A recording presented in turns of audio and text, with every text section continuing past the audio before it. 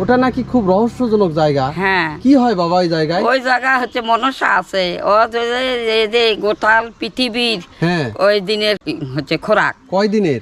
এখন 2.5 দিনের না কয় দিনের। পৃথিবীর সবচেয়ে ভয়ঙ্কর জায়গা থাকলে এই জায়গা। ওরে বাবা রে বাবা, আসলে ভাই আমি এদের দেখেন আমি কিন্তু ভয় এই ঠান্ডার ভিতরে ঘামে গেছি। হ্যাঁ, এখানে কি হিন্দু কি মুসলিম সবাই কিন্তু এখানে এসে মানত করে। এখনো নাকি অনেক গুপ্তধন আছে, এগুলো নাকি কেউ তুলতে পারে না। আছে গুপ্তধন আছে, কিন্তু এটি 2-3টে তান্ত্রিক আসে হুজুট খেয়ে চলে গেছে। আচ্ছা, আজ পর্যন্ত ওখানের কোনো ক্ষয়ক্ষতি করতে গেছে, তাদেরকে কোনো ক্ষতি হয়েছে? মারাই গেছে। মারাই গেছে? হ্যাঁ। আপনারা দেখছেন? হ্যাঁ, এখানে যখন ভিডিও করতেছিলাম আমি, হয়তো আমার কোনো অপরাধ ছিল কিনা আমি জানি না, বা আমি এখানে কোনো দোষ করছি কিনা, তার সাজা হিসাবে কিন্তু আমার যে এই যে ক্যামেরার যে ব্যাটারি সেটা কিন্তু আমার গলে গিয়েছিল। সেই ক্যামেরার ব্যাটারি আর কোনোভাবে আমি এখানে খুলতেও পারিনি, কিছু করতে পারিনি। পরবর্তীতে আমি এখানে যে এখানকার নামে কিন্তু 100 টাকা আমি যখন দান করলাম, দান করে কিছুক্ষণ ওয়েট করলাম, তারপরে দেখলাম যে সেই ক্যামেরার ব্যাটারিটা আমার খুলে আসলো। এটা আমার জীবন থেকেই আমি বলতেছি। আর এই জায়গাগুলোতে যখন আপনারা আসবেন তখন অবশ্যই একটু ভক্তি প্রণাম করে আসবেন, কারণ এই জায়গাগুলো এলাকার লোকজনও যারা রয়েছে তারাও কিন্তু এখানে ঠিকমতো আসে না।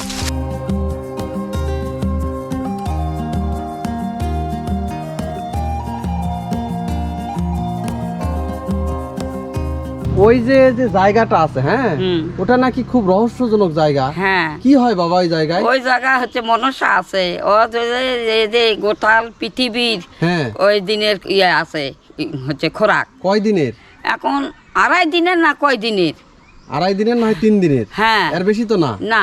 পুরা পৃথিবীর লোক খেতে পারবে? হ্যাঁ, ওরে বাবা রে বাবা। আচ্ছা, সেই ধন আছে। ওখানে নাকি কেউ যেতে পারে না?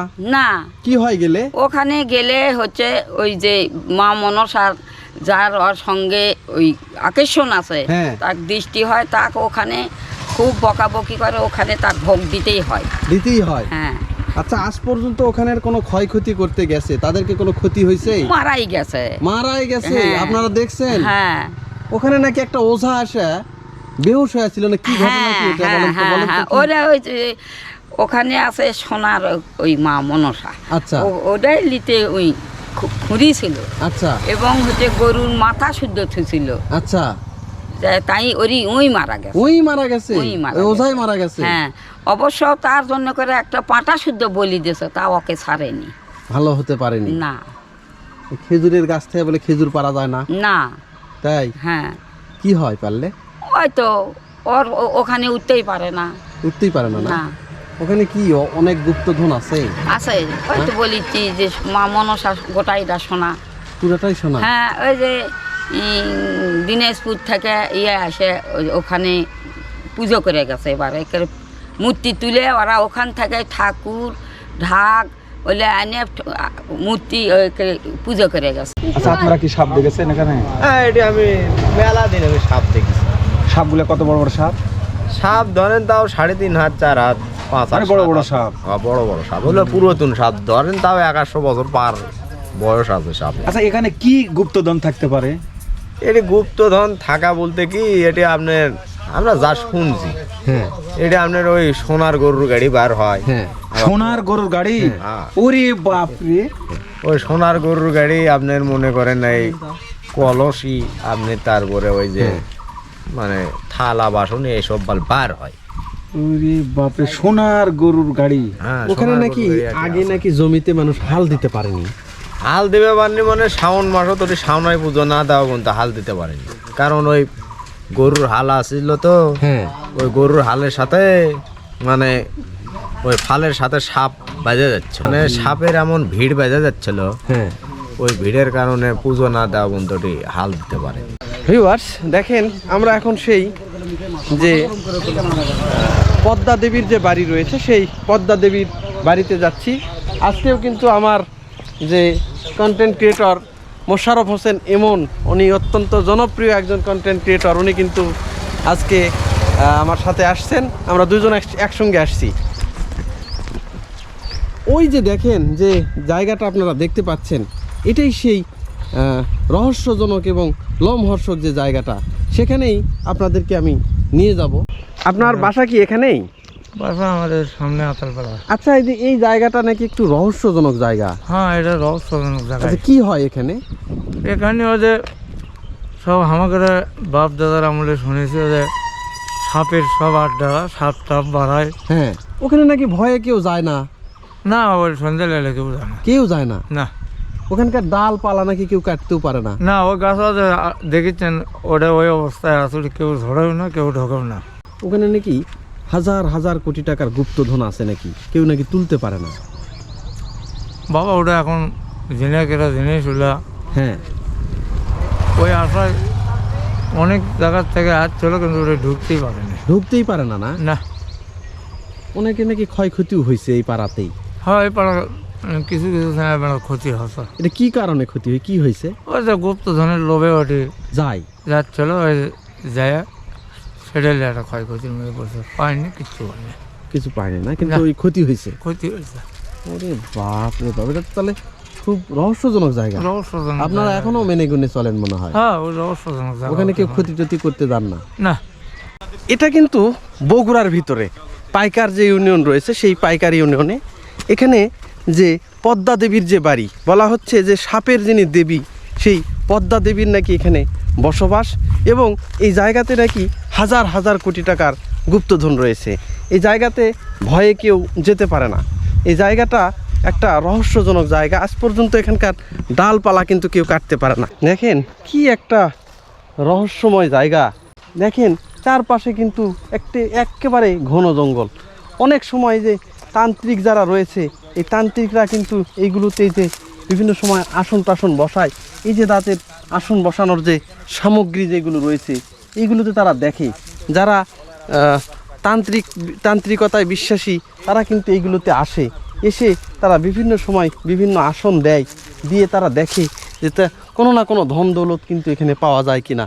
এই জায়গাতে নাকি সন্ধ্যার পরে গভীর রাতে অনেক সময় যে স্বর্ণের গাই বাছুর ঘুরে বেড়ায়, অনেক সময় স্বর্ণের থালা ঘুরে বেড়ায়, অনেক সময় অনেক স্বর্ণের জিনিসপাতি, মোহর টোহর এইগুলো ঘুরে বেড়ায়। যারা এগুলো আবার উঠাতে আসে, তাদের বড় ধরনের দুর্ঘটনা ঘটে যায়। কারণ এখানে স্থানীয়রা যেটা বলল যে এখানের যে সম্পদগুলো আছে সেটার লোভ করা হবে না। যদি সে এমনি যদি কিছু পেয়ে যায় তো পেয়ে যাবে, কিন্তু লোভের বশবর্তী হয়ে যারা এখানে আসবে বা এখানে তারা কিন্তু এখানে কোনো না কোনো বিপদে পড়বেন। এই লোভ করা হবে না। যদি সে এমনি যদি কেউ কিছু পায় সেটা পাবে, কিন্তু লোভের বশবর্তী হয়ে এখানে কিন্তু কোনো খনন কার্য করা যাবে না। এখানে অনেকেই চেষ্টা করছে, এখানে খনন করতে আসছে, এসে ধন দৌলত উঠাতে আসছেন। একজন ছেলে নাকি পাশের গ্রামের যে এখানকার ধন দৌলত সে দেখতে পাইছে। তো দেখতে পাওয়ার পরে সে নাকি যে মোবাইলের যে চার্জার রয়েছে, সেই চার্জার দিয়ে নাকি নিজেই ফাঁস দিয়ে সে মারা গেছে। বেশি দিন সে বেঁচে থাকতেও পারেনি। কিন্তু এটাই সেই বগুড়ার যে রহস্যময় জায়গা, সেই রহস্যময় জায়গা যেখানে রয়েছে হাজার কোটি টাকার গুপ্তধন, যেগুলো নাকি বিষধর সাপে কিন্তু পাহারা দিচ্ছে। এখানে অসংখ্য সাপ বের হয়, যে সাপগুলোকে এই এলাকাবাসী কিন্তু আবার মারেও না। তারা এই সাপগুলোকে কিন্তু এমনিতেই তাড়িয়ে দেয়। সাপগুলো কিন্তু তারাও সেই সাপগুলো নাকি তাদের কোনোদিন কোনো ক্ষতিও করে না। এটাই দেখেন কি একটা রহস্যময় জায়গা। ঘন ঝোপ জঙ্গল, ঘন ঝোপ যারে কিন্তু চারপাশ ভরে গেছে। আচ্ছা ইমন ভাই, হ্যাঁ বলেন। এই যে আপনি যে এই যে রহস্যজনক জায়গাতে আসছেন, আপনার অনুভূতিটা একটু বলেন তো। ভাই অনুভূতি তো আমি তো এই অলৌকিক এই ভৌতিক এই জায়গা তো অনেক আপনাদের দেখাচ্ছি, হ্যাঁ। মানে ইউটিউবে। হ্যাঁ, কিন্তু আজকে ঠিক এই পাইকড় বা এই যে 3 নং পাইকড় যে ইউনিয়ন পরিষদের ঘরের পাশে হ্যাঁ। শুনলাম যে এটি নাগ দেবীর আস্তানা বা নাগ নাগিনীর আস্তানা বা সাপের আস্তানা। আচ্ছা, এখানে আসার পরে আমার আত্মা কেঁপে উঠেছে।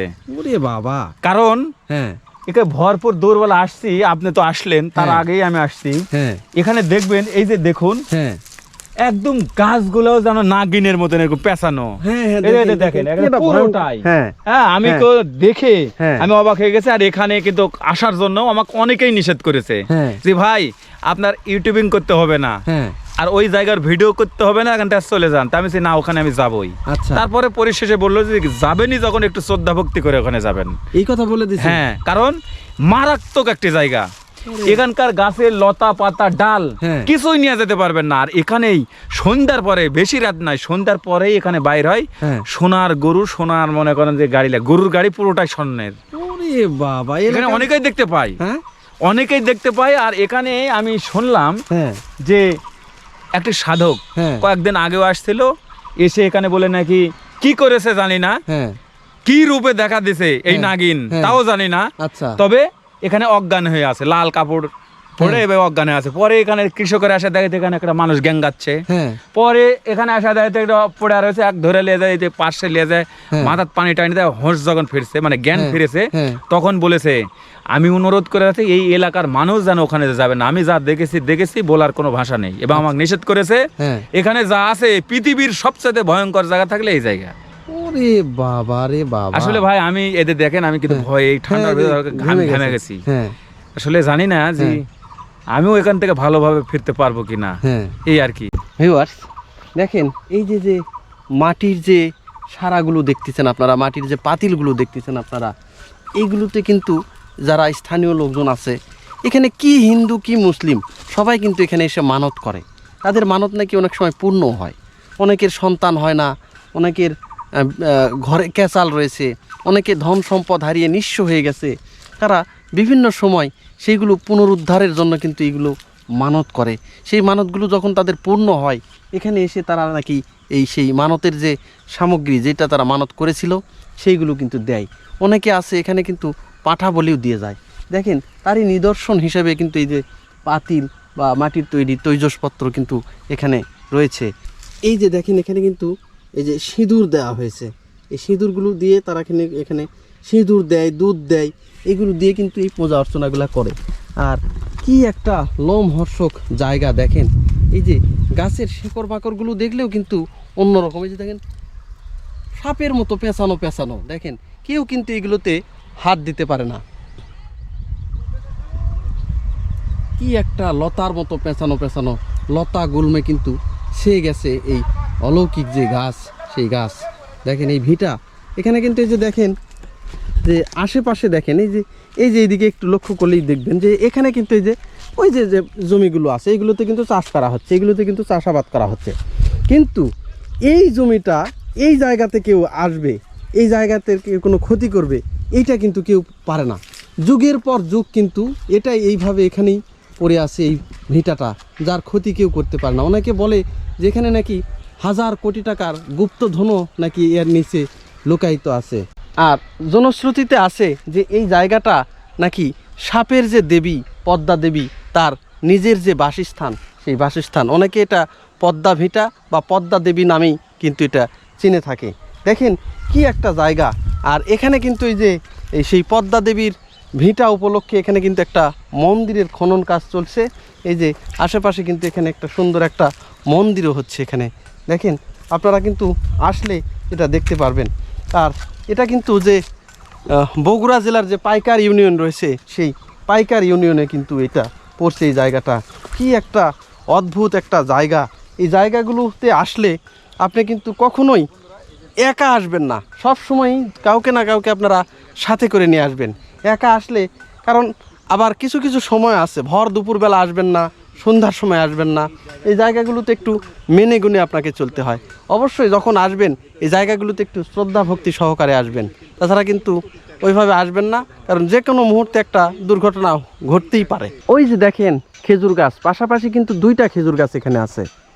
2টা খেজুর গাছের মধ্যে গাছে কিন্তু একটাতে ফুলও আসছে। ওই যে এই খেজুর গাছ, খেজুর যখন হবে, এই খেজুরগুলো যে পারতে উঠবে কোনো ছেলে পেলে, এই সামর্থ্য বা সাহসও কিন্তু কেউ রাখে না।